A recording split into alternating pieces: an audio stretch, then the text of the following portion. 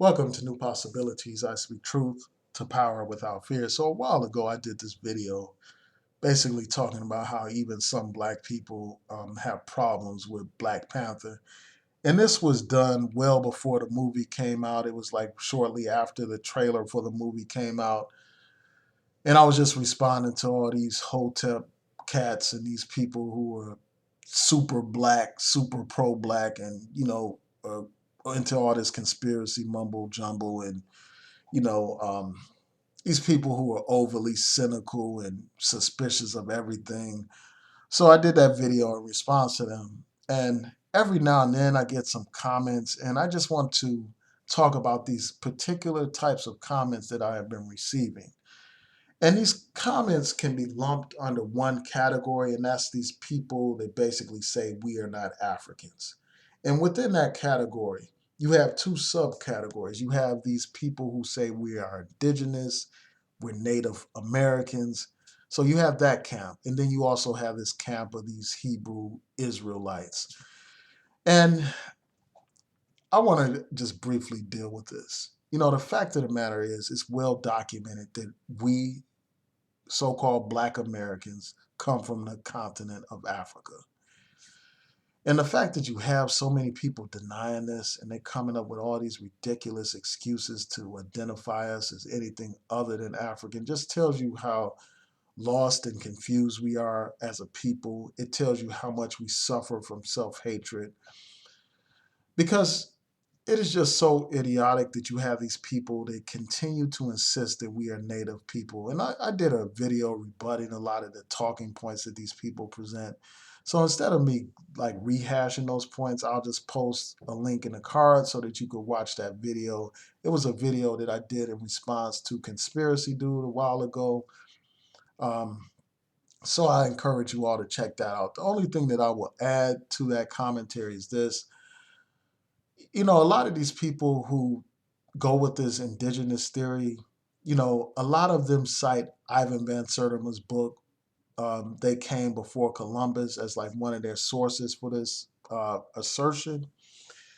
And even if one were to assume that Ivan Van Sertima's assertion in that book are correct, which is questionable, even if you assume that it's correct, the fact of the matter is, in that book, he's talking about how they came from Africa to the Americas first.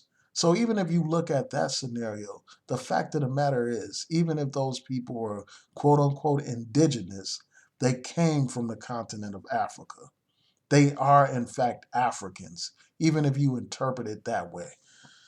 But you have these people that are so idiotic, they deny the existence of the transatlantic slave trade, despite all the evidence, which I cite in the video that's in the cards. So that's one set of arguments, these indigenous folks. Then you got these Hebrews. And rarely do I hear these people present any kind of solid facts to prove that they are, in fact, the Hebrews. Most of what they present are flimsy interpretations of Scripture. And as we know, Scripture can be interpreted multiple ways by multiple different types of people with multiple political agendas. And rarely have I seen these people present concrete proof that we are, in fact, the so called Hebrews. That the people that the slave master kidnapped from the west coast of Africa are the Hebrews. And, and I just think that it's one thing to have a set of religious beliefs, it's quite another thing to just ignore reality, to ignore the reality that we come from the west coast of Africa. So I just find this all problematic, man. I find it problematic that you got all these black people who would rather be anything but African. They would rather call themselves Hebrews. They would rather call themselves indigenous people. They would rather call themselves Asiatic, like the Nation of Islam does, where they talk about how we're from, they call Africa East Asia and all that kind of stuff. We're the Asiatic black man instead of recognizing our African identity. In fact, I mean, the Nation of Islam, if you go into their theology, you will see that there are elements of self hatred there. Like there are things in the teachings of the Nation of Islam that say derogatory things about the continent of Africa.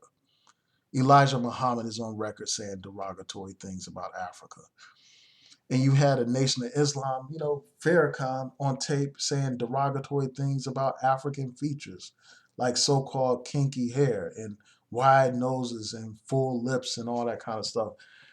Because even though the Nation of Islam talks all this black pride stuff, for instance, they are like a lot of our people. They are ashamed of natural African features, you know, full lips and full noses, wide noses and kinky hair and all that kind of stuff.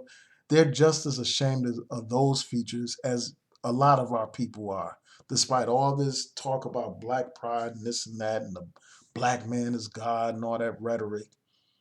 At the end of the day, they're still struggling with issues of self-hatred. And this is something that Malcolm X pointed out. And when I get that quote, I'm going to probably do a separate video just talking about this whole thing of self-hatred in the Nation of Islam. But I brought that up just to bring home the point that we would rather be anything but African. We would rather be called Asiatic, for instance. You got some people calling themselves Moors. You got people who even complain about being called black, who complain about that. People in that comment section to that video even complained about being described as black because we have been taught to hate our blackness, to hate our African features and all that kind of stuff. And I'm just going to close out with a quote from Malcolm X because I think that he sums up everything that I'm talking about.